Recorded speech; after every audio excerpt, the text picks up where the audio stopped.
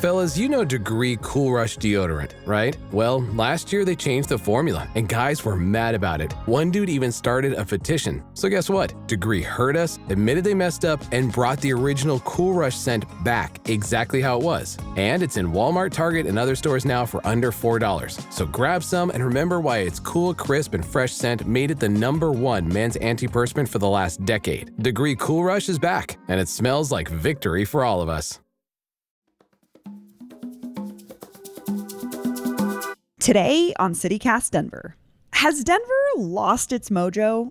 Or are we just overlooking our own secret sauce? The things that make this place so great? After the mayor's State of the City address left us feeling, well, deflated, we decided to chat it up with our friends at Westward about what Denver is missing and what we can do to get our mojo back. And yes, we are talking about smoking weed in public and the Montforts in the same conversation. Today is Friday, July 22nd, 2022. I'm Bree Davies, and this is CityCast Denver.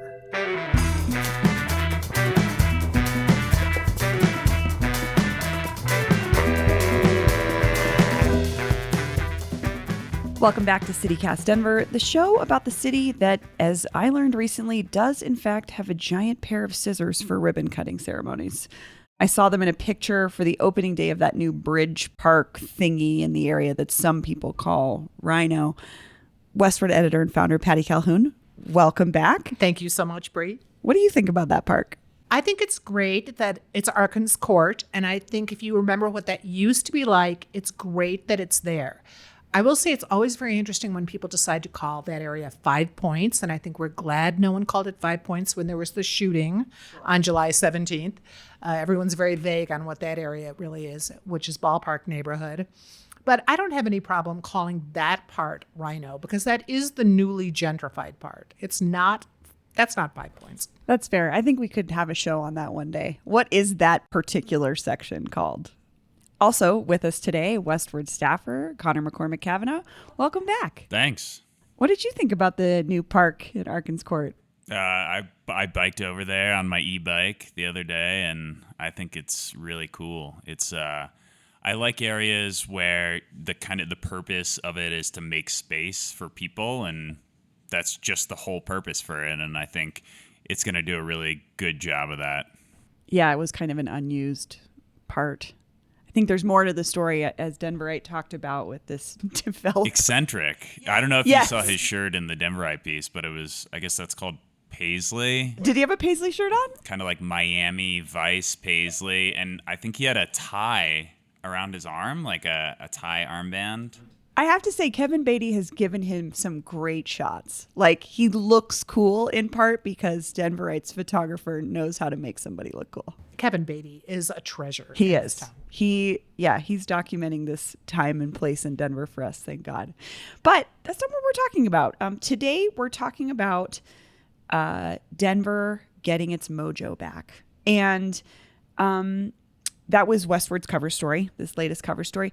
But Patty, I want to start with, what do you mean by mojo? Why does Denver need to get it back, and what is it?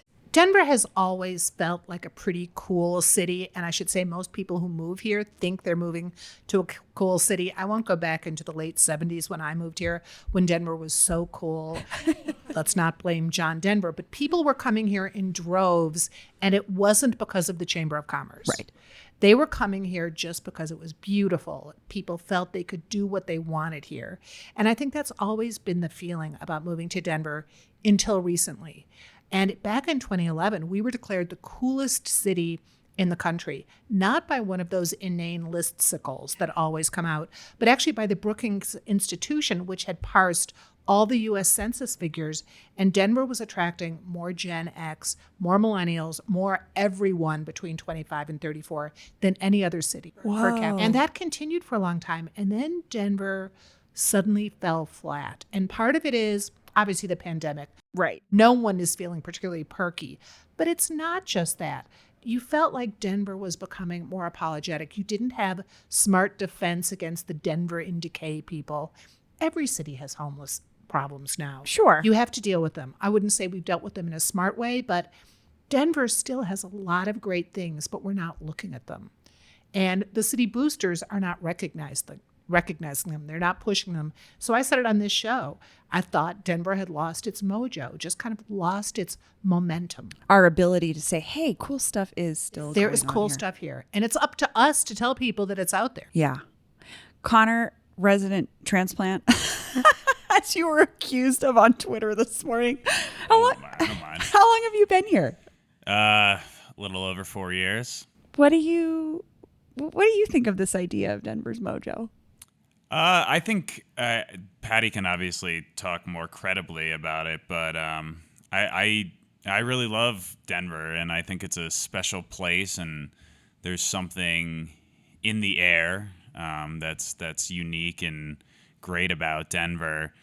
The people are really great and awesome to be around, but I do think the pandemic and there's just something that does feel a little flatter about the city, and it's not in decay. And I often make jokes about like how silly the Denver and decay people are because they're really not living in reality, but there is something. They're not living in Denver. I know, I'm like, They're not downtown like we are. or go to a city that's actually in decline, and it feels very different. Yeah, I don't know. The problems they describe you can see in any city in the U.S. It's just kind of like an urban issue. But yeah, so that's what we're talking about is this mojo idea, and you all started this piece with things that are great about Denver, things we should be celebrating, things maybe we're taking for granted.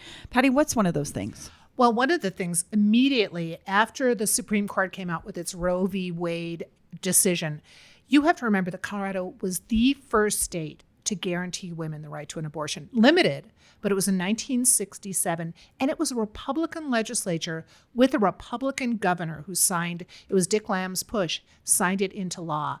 And Colorado has continued to be very independent that way and at the forefront of things. Gay marriage, so many different issues.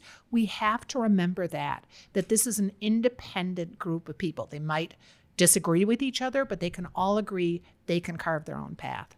We did it with marijuana. We've done it with other issues, and we have to celebrate that. So that was definitely one of the things we talked about. I mean, especially celebrating it right now when we're watching the opposite happen Absolutely. in other states across the country, and the pressure that's putting on Colorado to be a provider for reproductive health, but also the fact that it exists and we have leadership that openly supports it. That they went ahead, that the legislature and Polis were so foresighted that they went with the Reproductive Health Equity Act, which at the time seemed like it was an unnecessary gesture. But 3 months ago, who knew? Yeah. Who knew what was going to be coming? So they were actually very farsighted. Yeah, and I was going to say I would give props to like groups like Cobalt and Calor that are working on reproductive justice issues that saw that and said, hey, we need to make sure that this is as close to codified as we can make it in this state.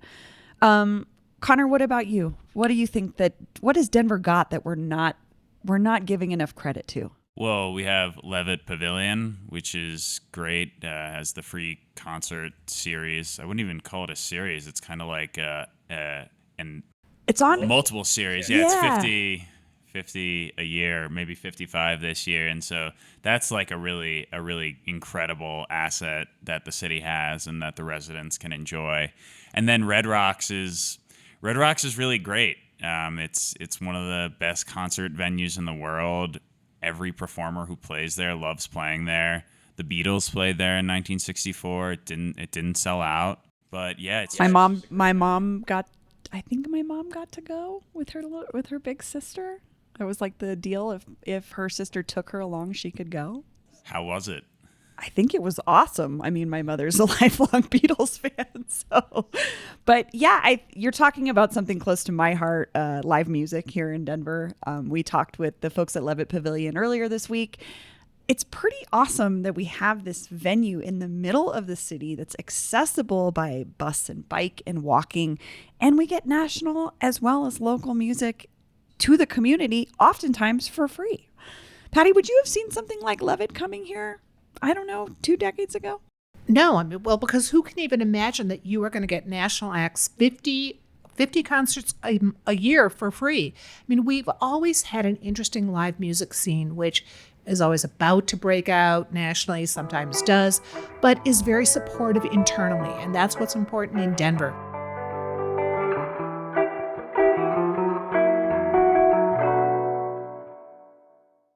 Are you still quoting 30-year-old movies? Have you said cool beans in the past 90 days? Do you think Discover isn't widely accepted? If this sounds like you're stuck in the past. Discover is accepted at 99% of places that take credit cards nationwide. And every time you make a purchase with your card, you automatically earn cash back.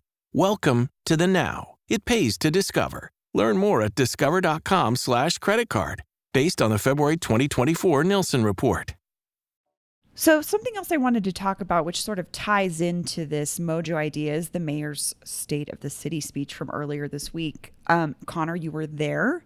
Do you think the mayor is aware that Denver may have lost its mojo? He's probably aware, but he can't really talk that way. He has to kind of talk up Denver and talk up his legacy. But yeah, the speech, I would refer to it as kind of like nondescript. Like there weren't a ton of landmark moments in it. I think the phrase "a city in motion" is not really a great phrase to describe a city. I could see what he's trying to describe. Maybe it's like Denver is a city that's moving and headed forward and heading in a positive direction, but that's not there are so many other ways that you can capture that are actually gripping and kind of interesting. Patty? Well, I took the advance of that speech because we were going to press that day. So I was reading the advance of the speech to see what we might have to change. And I was hoping against hope, which would have been my having to rip up the story, that he would actually say something exciting, because let's face it, he is the mayor of the city. He could be out there doing more to boost the city. The downtown partnership could be doing more to boost the city, because really the area that needs it the most is downtown. Sure. People have to understand, police shooting you at let out aside, there are great places you can go. That there are parts of the city. I mean, Connor can talk about when you come out of Coors Field after a Rockies game, and the owners of the Rockies are a different issue. But there are places downtown that are great. We're talking about people doing really interesting things. And the people who are not doing interesting things to help them are government officials. Do you think, though, Patty, since you're someone who's seen this city through many mayors, is this time that we're in unique? Is Hancock sort of dealing with something that's unique, or is this something that we've been through before? Have we lost our mojo before? Well, you think about it, the old malaise. People have been in malaise before. You go back to, I think it was the Jimmy Carter era in the 70s, when you do go through periods like that. But now more than ever, you need to point it out and say, look, get out there, go again. You have to go against the Denver in decay narrative, because it's not right. Denver's not declining. I would say Denver's flat. We are facing a lot of issues. The high cost of housing, no question. The homelessness issue, that's an issue. But there's a lot that is still good that we should be promoting, and the city should be doing more. Well, what are those things? What could the city do? What could the mayor have done? Well, one thing, let's look at Lakewood, for example, which has been so proactive in what it has done with 40 West, the arts district.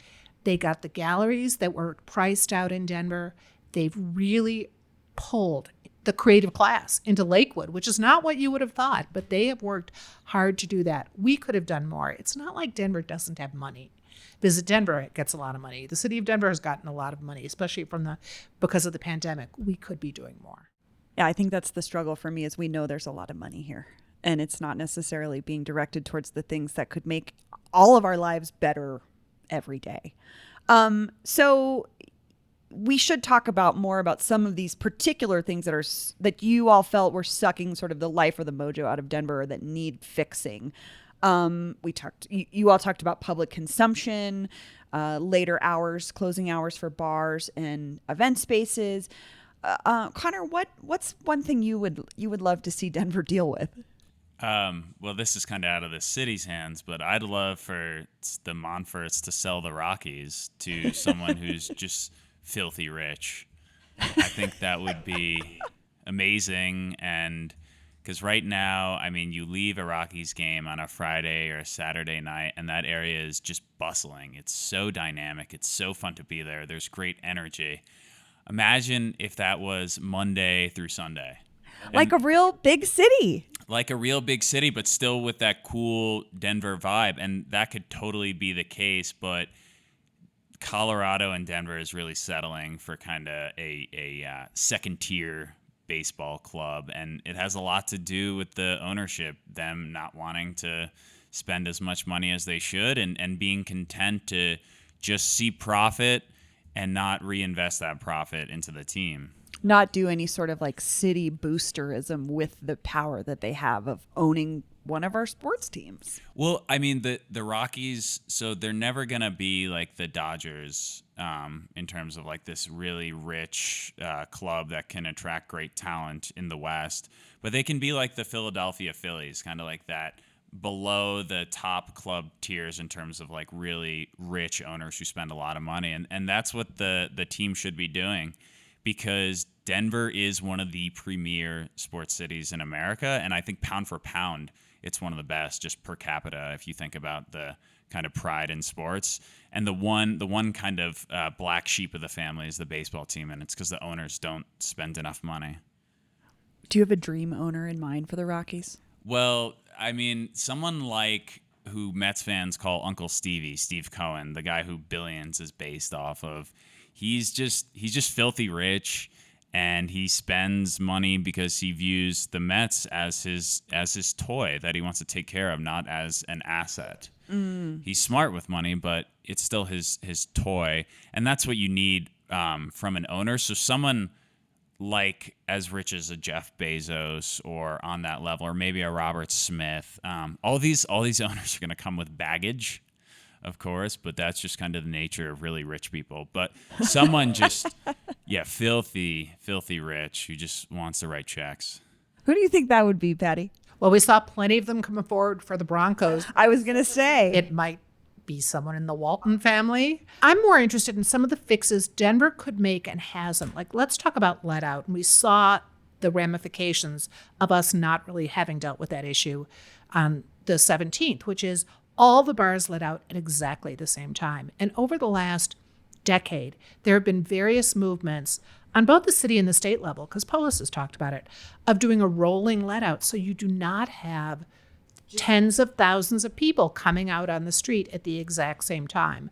Presumably that would make it easier to avoid hitting people, I guess, if you're the Denver Police Department. But yeah, I was like, that's a whole other issue of them shooting into that's a crowd. different issue. But if you had a rolling let out, say go from midnight till 4 a.m., maybe even 6 a.m., you're going to have police presence down there anyway all night, because that's the nature of that neighborhood. But let out has always been an issue, and we come close, but then we just kind of pull back from dealing with it because there's not really the political will. It's not really one of the driving forces, but I think now could be the time for that. You also look at how ahead of the curve Denver and Colorado was with marijuana.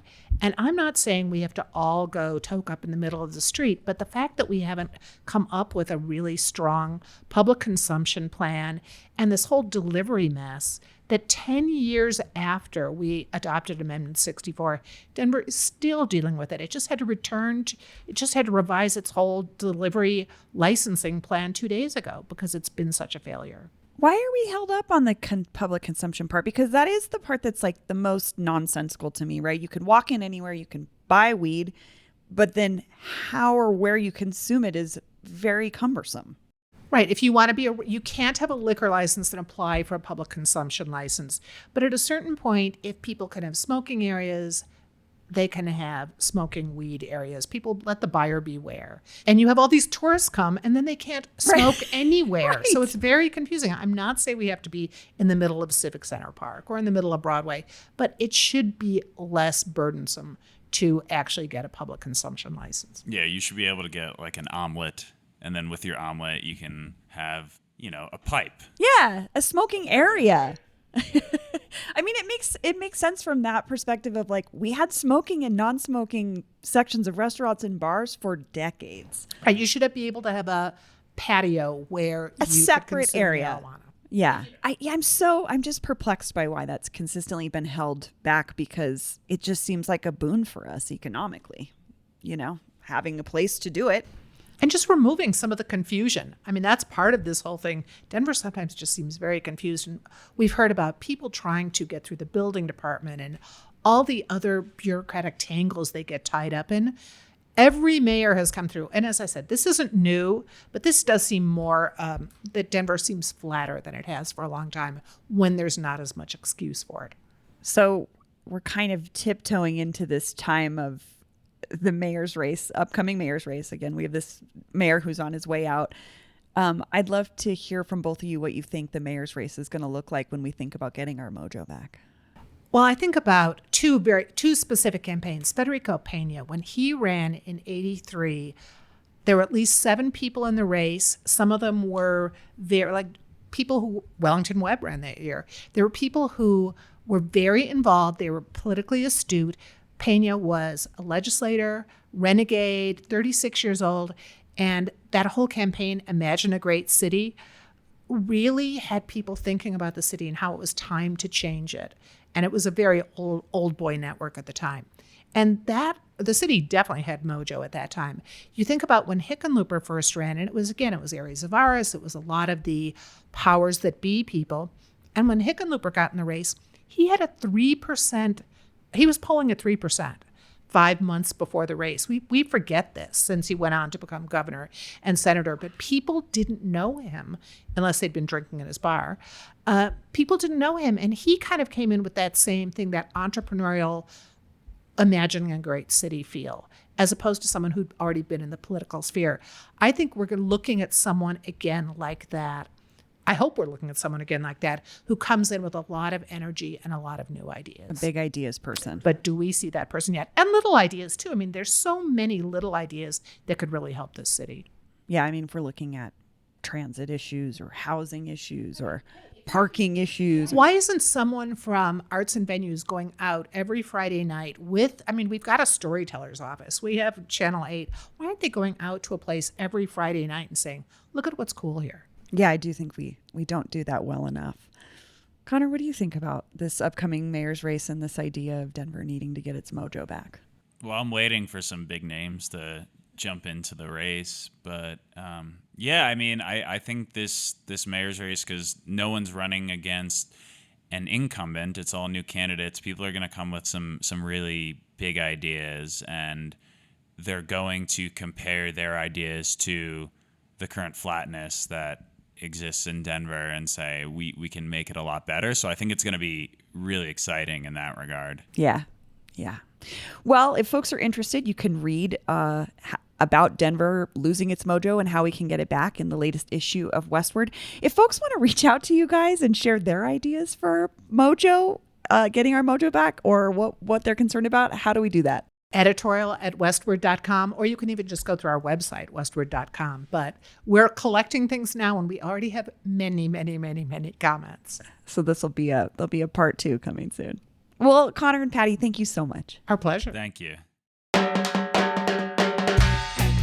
That's all for this week here on CityCast Denver. Our producers this week were Paul Caroli, Aaron O'Toole, and Andrea Salenzi. Peyton Garcia writes our morning newsletter, and you know me, I'm Bree Davies, your host. Our music is by Los Mocochetes, with additional mixing by Tyler Lindgren, plus more from the Epidemic Sound Library and the band All the Kimonos. If you haven't already, subscribe wherever you get your podcasts, follow us on Twitter @CityCastDenver, and tell a friend about us next time you see them. You can sign up for our daily newsletter and learn more about us at denver.citycast.fm. Bye-bye.